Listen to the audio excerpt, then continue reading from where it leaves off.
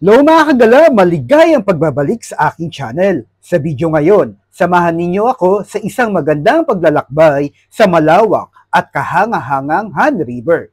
Tara na at ating tuklasin ang ganda ng kalikasan at tanawin sa lugar na ito.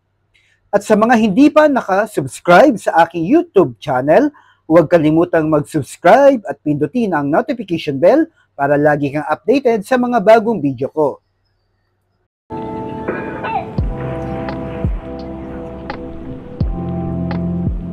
Kung mga kagala, para makapunta dito, kailangan nyo bumaba ng Donjak Station. exit number 2. So ngayon nandito na tayo. At isa pala itong cafe. So try natin pumunta sa itaas. Pero I'm not sure kung maririnig niyo ako kasi nga, malakas ang hangin. So nandito na tayo sa pinakataas mga kagala. At ang ganda ng view dito.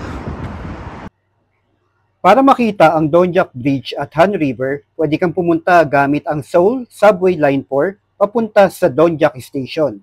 Matatagpuan ang Donjak Station sa ilalim ng Donjak Bridge, kaya naman madali mong makikita ang tulay at ang magandang tanawin ng Han River kapag lumabas ka na ng istasyon. Kapag nasa Donjak Station ka na, sundan mo lang ang mga signs papunta sa Donjak Bridge. Diyan tayo nang galing at nilakad natin papunta dito. Hanggang makarating na tayo dito sa pinakatuktok.